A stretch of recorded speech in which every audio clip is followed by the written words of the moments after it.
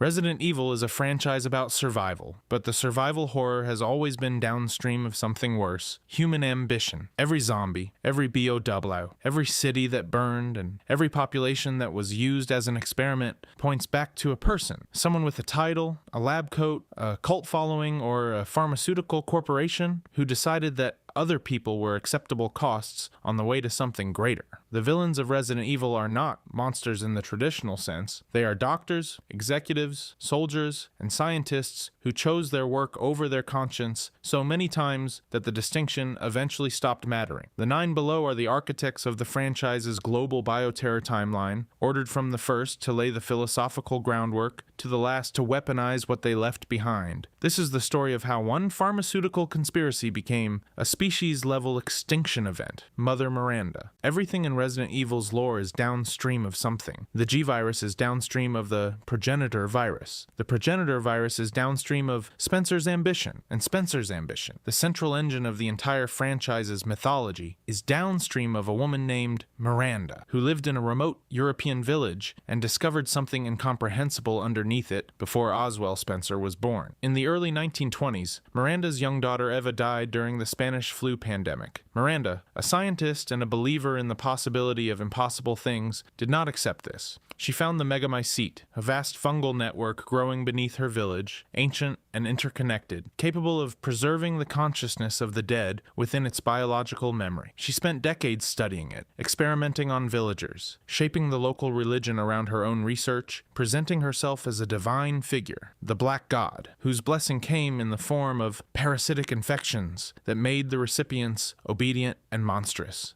She didn't build a laboratory. She built a theology, a complete religious and social structure that turned an entire village into her research population, where every transformation could be observed, documented, and refined over the course of years without outside interference. She created the Four Lords, Karl Heisenberg, Alcina Dimitrescu, Donna Beneviento, and Salvatore Moreau, by infecting them with Cadu, a parasite derived from the Megamycete, producing 4 transformed subjects who became the pillars of her controlled territory and the guardians of the 4 flasks containing her experimental materials. The key players in Miranda's eventual destruction were, in 2021, Ethan Winters and Chris Redfield, neither of whom came to her village as heroes of a grand conspiracy, but as desperate, grief-driven individuals who happened to arrive in the same nightmare at the same time. Ethan came for his daughter. Chris came for Mia. Miranda came for Eva, using Rose Winters as a vessel for the resurrection she had been planning for a century. The lore connectivity of Mother Miranda is the single most significant revelation in the modern franchise era. Oswell E. Spencer himself visited Miranda's village as a young man and witnessed the Megamycete's properties. Her research into biological preservation and controlled infection directly inspired his subsequent founding of Umbrella Corporation and his decades-long pursuit of the progenitor virus. Miranda didn't create Umbrella. She created the conditions that made Umbrella's philosophy feel possible, that biological mortality was a problem to be engineered around, that the individual body was a system to be overwritten rather than a limit to be accepted. Every T-virus zombie, every G mutation, every Ouroboros experiment, every Las Plagas infection, the philosophical lineage traces to a grief-stricken mother in a European village who refused to accept death and built an institution around that refusal. The Resident Evil franchise's entire mythology, across 30 years of games and dozens of viral strains and countless destroyed cities, is the extended consequence of one woman deciding that the death of someone she loved was not a fact she was willing to live with. She was killed by Ethan Winters, who understood exactly what she was trying to do because he had been trying to do the same thing from the moment he stepped off a plane to Louisiana looking for his missing wife. The difference was that Ethan, when the moment came, chose his daughter over himself. Miranda, after a century of trying, could not make the same choice. Oswell E. Spencer. Oswell E. Spencer Earle built the most dangerous private corporation in human history and spent the rest of his long, declining life hiding from what it had become. He co-founded Umbrella Corporation in the 1960s alongside James Marcus and Brandon Bailey after their discovery of the progenitor virus, a mutagenic pathogen harvested from the Sonnentrep flower cultivated by the Endopia people of Africa for generations. And from that discovery he constructed a vision of human evolution that was, in its own monstrous logic, internally consistent. Spencer believed the progenitor virus could be used to trigger a selective extinction event. Most of humanity would die, but a genetically superior remnant would survive and be shaped by Spencer into a new civilization with himself as its immortal sovereign. He was not in his own mind a monster. He was a god in waiting. The scale of ambition required to build that belief, to look at the progenitor virus and see not a biological hazard but an instrument of human curation, is precisely what made Spencer the most dangerous person in the franchise's lore. He wasn't reactive. He planned decades in advance and operated simultaneously across research, corporate, political, and military domains to position Umbrella as the most advanced private bioweapons developer on Earth. The key players who opposed Spencer directly were, most consequentially, Albert Wesker, one of the chosen children Spencer had enrolled in an elite training program, alongside William Birkin and others selected from specific genetic lineages for their potential superiority. Spencer had essentially built a breeding program disguised as a school, then a career path, then a research institution, funneling these children through Umbrella until the best among them could serve as the raw material for his new humanity. In 2006, Wesker arrived at Spencer's European estate and was met by an old man in a wheelchair who had waited decades to deliver the revelation in person, that Wesker was not the heir Spencer had chosen.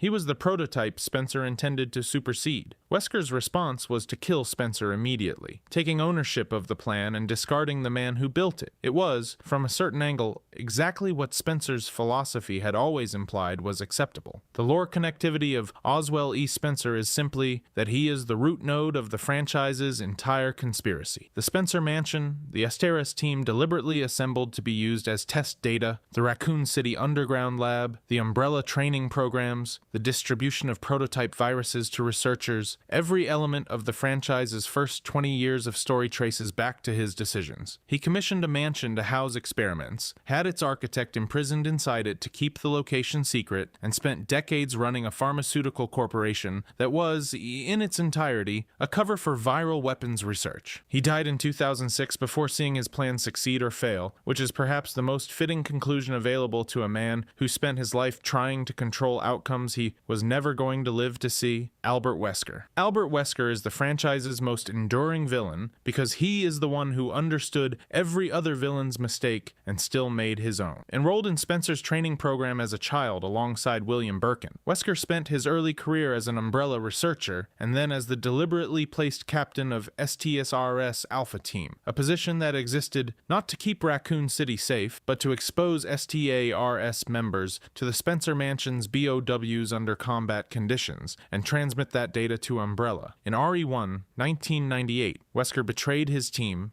injected himself with a prototype virus he'd secretly prepared, and survived an encounter with the Tyrant by faking his death. The virus gave him superhuman physical capabilities, enhanced strength, speed, and regeneration, and made him functionally impossible to kill through conventional means. What followed was a career of independent bioterrorism, pursued with professional efficiency and almost no visible ego until the very end. Wesker worked with the rival organization HCF to steal the G-virus. He deployed Ada Wong to RE4's Los Illuminados operation to retrieve a Las Plagas sample. He cultivated Krauser, Excellagione, and various other assets across multiple continents. He absorbed Umbrella's remaining research data after the corporation's legal collapse and used it as the foundation for projects that exceeded what Umbrella itself had managed. He maintained the appearance of a ghost, present everywhere in Umbrella's collapse, responsible for its aftermath, never directly confrontable, while simultaneously working with Tricell to develop the Ouroboros project in Africa, the final refinement of Spencer's original vision, a virus that would kill indiscriminately and leave only those few whose biology could adapt to it. By the events of RE5, 2009, he had positioned himself to inject Ouroboros, a virus combining progenitor properties with further mutations, into the global atmosphere using a strategic bomber. The plan was Spencer's plan, refined, reduce the human population to a superior remnant that would inherit a world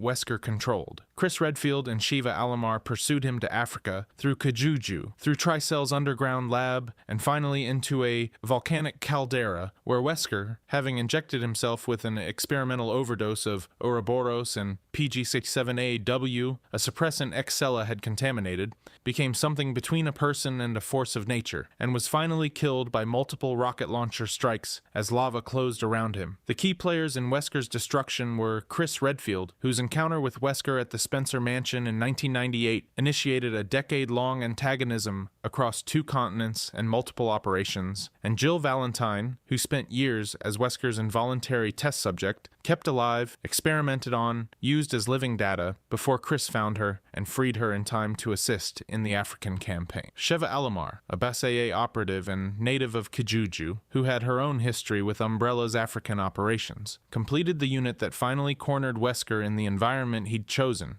for his apocalyptic demonstration. Their final confrontation is the franchise's most consequential boss fight, not just because of the stakes, but because it closed the Umbrella era definitively and made it necessary for every subsequent story to find new sources of horror to replace what Wesker had represented. Everything after RE5 is either cleaning up Wesker's mess or trying to become what Wesker was. The lore connectivity of Albert Wesker is total. He is the connective tissue between the Umbrella era and everything that followed it. His death removed the franchise's most capable operator and left a power vacuum that Los Illuminados, The Connections, Neo Umbrella, and Mother Miranda's organization all rushed to fill in the following decade. Every villain after Wesker is, in some sense, Wesker's legacy. The chaos he helped create, the technology he helped develop, the institutional knowledge he absorbed from Umbrella's collapse and dispersed into the black market before dying. He built an era of global bioterrorism so comprehensively that it outlasted him by more than a decade, and it is still outlasting him in 2021 when Ethan Winters is sacrificing himself on a mountain in Eastern Europe because of chains of causality that run unbroken. Back to a man who faked his death in a burning mansion in 1998, William Birkin. William Birkin was, by any professional measure, the most brilliant virologist Umbrella Corporation ever employed. And the fact that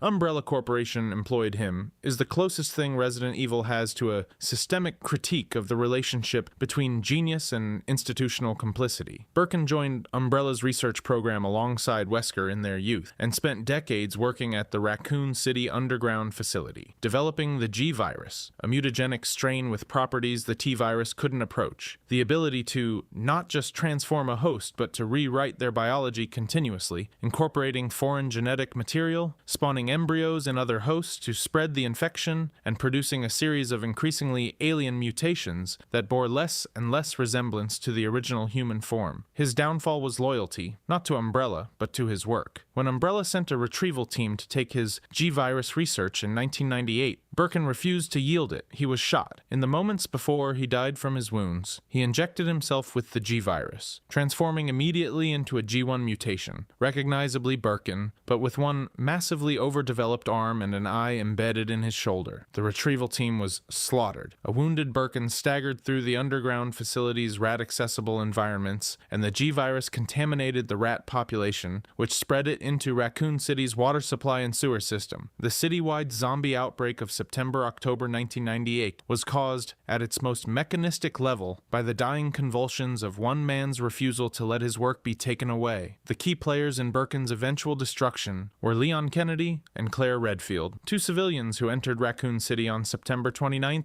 and spent the night encountering progressively more monstrous versions of a man they'd never met. Birkin's mutations proceeded from G1 through G5, each stage less recognizable than the last. The final form a massive centipede-like organism with no remaining humanoid features. He also killed his wife Annette during one of his transformation cycles, leaving their daughter Sherry Birkin, infected with a G-Virus embryo, to be rescued by Claire. The lore connectivity of William Birkin is the G-Virus itself, which cascades through the rest of the franchise in ways Birkin couldn't have planned and didn't survive to witness. His daughter Sherry carries a suppressed G-Virus strain in her blood that grants accelerated healing, making her a unique research asset and eventually a government operative. The G-Virus's properties, its adaptive mutation, its embryo-based transmission, its capacity for continuous biological self-revision, influenced subsequent researchers' work on every major strain that followed. The Raccoon City incident itself, directly caused by Birkin's desperate self-injection, was the public demonstration of Umbrella's worst-case scenario that forced global governments to acknowledge the threat of private bioweapon development. Birkin's personal catastrophe became Umbrella's corporate death sentence. He destroyed a city to protect what he'd built. The franchise spent the next 20 years dealing with what what that destruction set loose. Alexia Ashford. Alexia Ashford was 12 years old when she injected herself with the T. Veronica virus she had created and had herself cryogenically frozen, intending to sleep for 15 years, while the virus gradually integrated with her biology, rather than killing her as rapid integration killed every other test subject. This is the cleanest possible summary of what made Alexia Ashford different from every other Resident Evil villain. She was a child prodigy who treated her own body as the final stage of her research, planned her transformation with the patience of a scientist and the ego of someone who had been told she was the most intelligent human being on Earth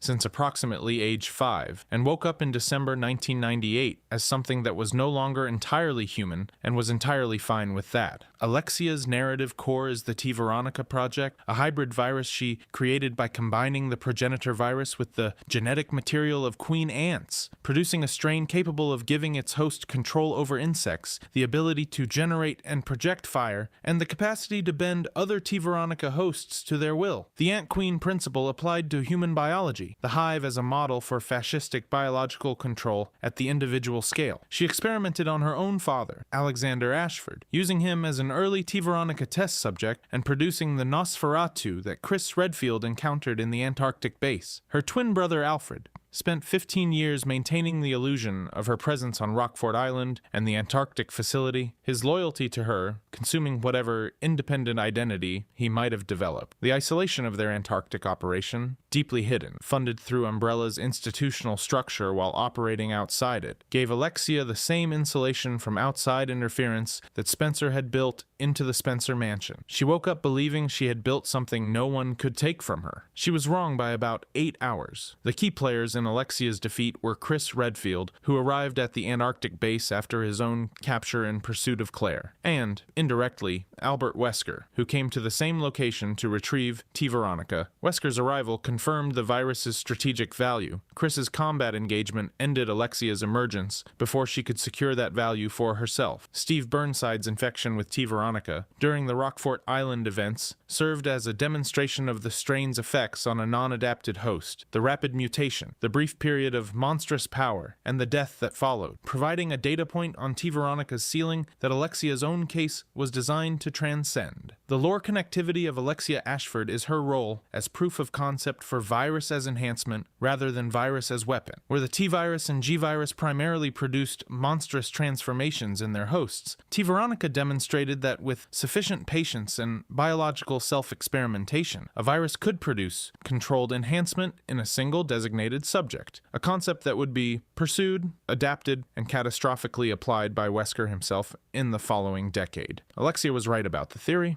The slow integration method worked. She emerged with genuine superhuman capability rather than monstrous degradation. She was simply killed before she could do anything substantial with being right, which is perhaps the franchise's cleanest statement about what scientific brilliance produces when it's paired with complete contempt for every other living thing. Nemesis. Nemesis is not a person. This is worth establishing before anything else, because Nemesis presents as a person, 7 feet of armored muscle, a scarred face, a trench coat, the capacity for tactical decision-making and weapons use, and the horror of Nemesis is precisely the way these human qualities are wrapped around something that has no human interests whatsoever. The Enia-type parasite, developed by Umbrella Europe and implanted into an advanced T-103 Tyrant model, produced the first BOW capable of intelligent goal pursuit, tool use, and adaptive tactics. Nemesis could use a rocket launcher. Nemesis could command other infected as a force multiplier. Nemesis could read a situation and make a decision about how to respond to it. These capabilities made Nemesis the most sophisticated weapon Umbrella had ever deployed, and Umbrella deployed it against one person. The narrative core of Nemesis's deployment is the specificity of its targeting.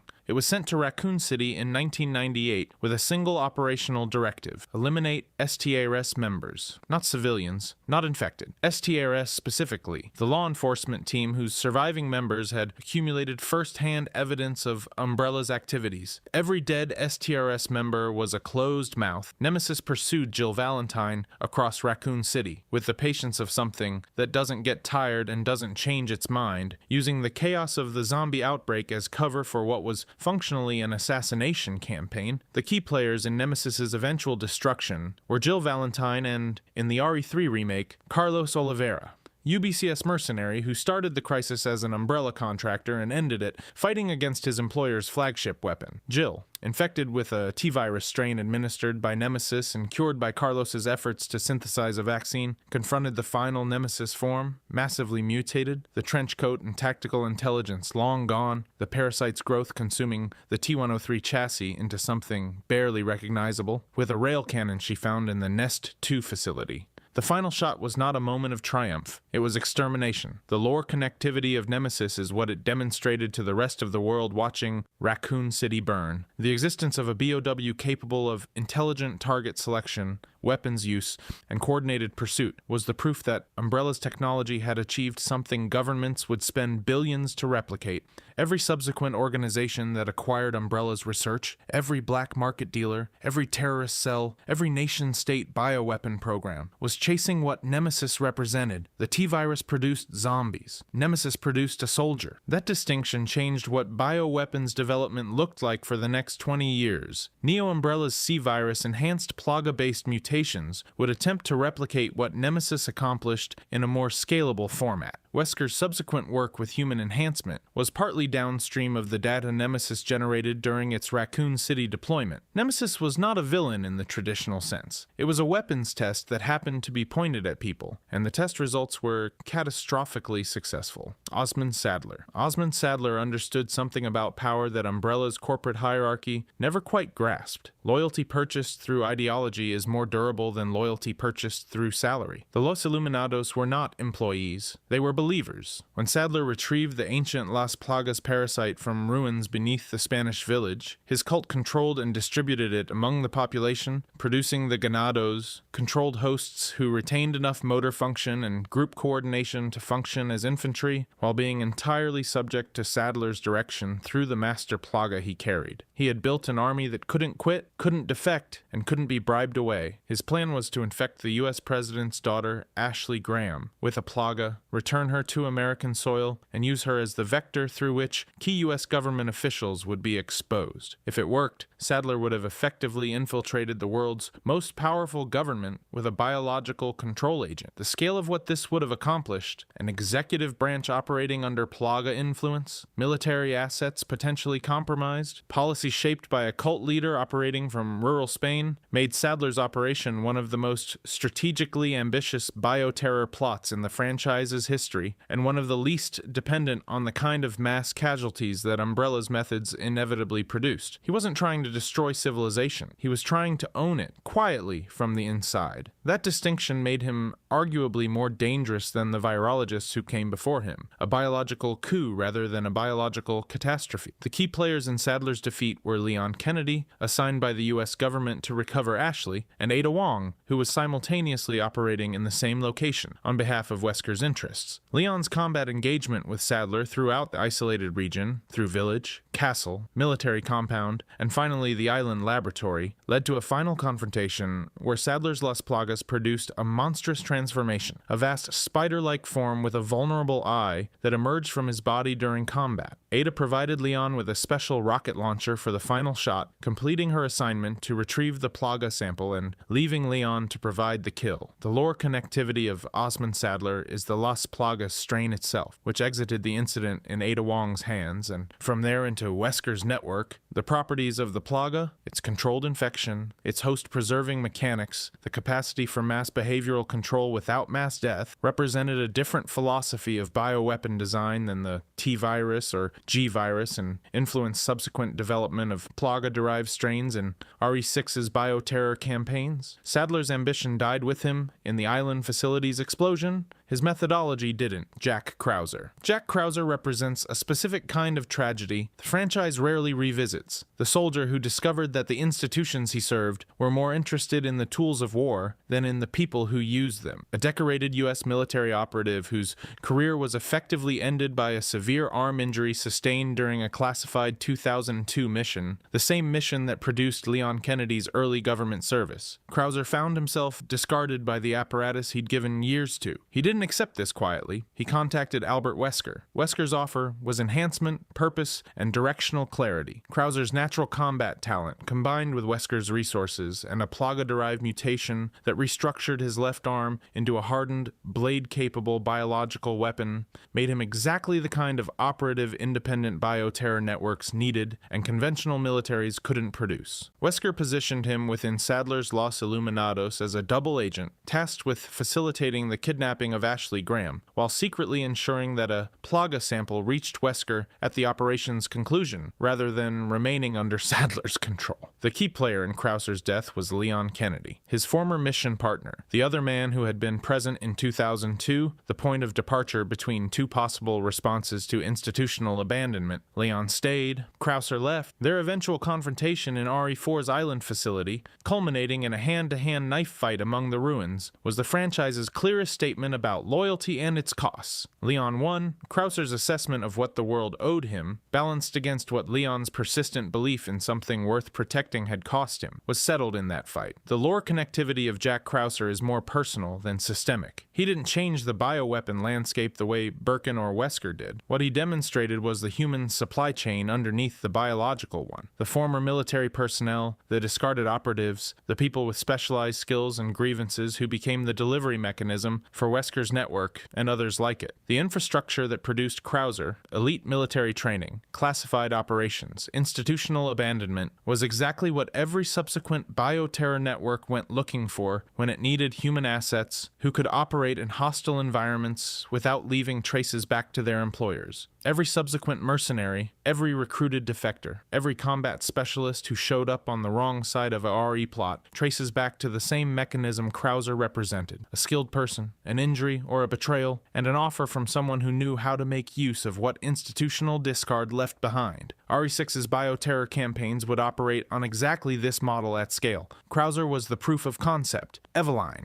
Eveline was a little girl who wanted a family, and every single thing wrong with the last chapter of the franchise's Umbrella-era legacy can be located in the 17 words of that sentence. She was designated E001 by the Connections, a criminal organization that operated in the black market space that Umbrella's collapse had created, and she was a next-generation bioweapon built around the mold, a substance derived from and functionally related to the same fungal biology that Mother Miranda had been cultivating in her European village for a century. Eveline produced the mold naturally, could infect others through contact and exposure, and could control the infected through the mold's interconnected biological network. She looked like a child. She thought like something that had never been taught that other people's inner lives were real. Her operational failure, from the Connections' perspective, began aboard the transport vessel meant to deliver her to a new facility. She escaped containment, caused the ship to crash in the Louisiana Bayou, and proceeded to do exactly what she had been designed not to do: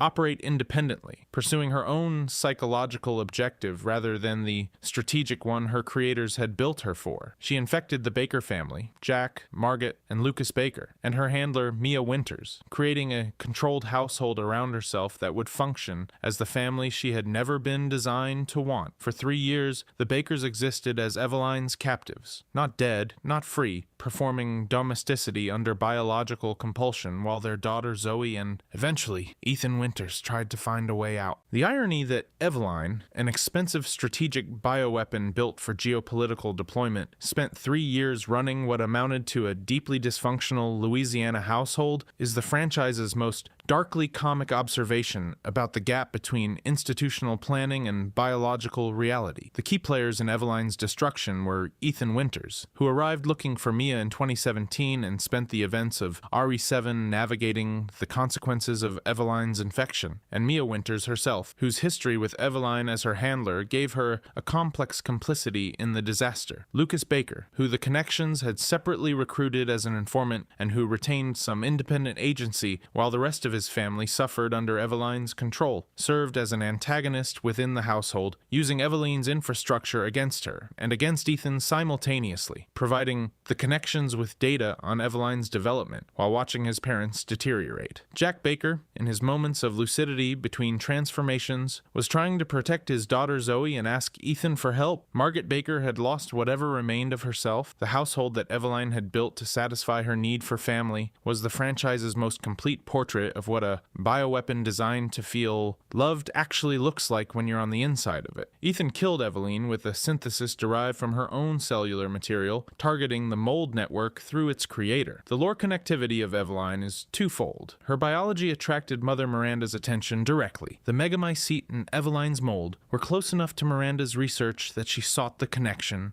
and the events of Ari Village are partially downstream of Miranda's interest in what the connections built. More broadly, Eveline's existence demonstrated that Umbrella's collapse had not ended the production of catastrophic bioweapons. It had privatized it. The connections, Neo Umbrella, and the various other organizations that filled the vacuum Umbrella left behind produced horrors that were functionally equivalent to what Umbrella had built, without the inconvenient corporate oversight. Eveline was what happened when the franchise's worst technology passed into the hands of people with no accountability structures at all. She wanted a family. The franchise spent 2 games explaining what that cost everyone who got close to her. If you enjoyed this video and want to see more, click the video on the screen now.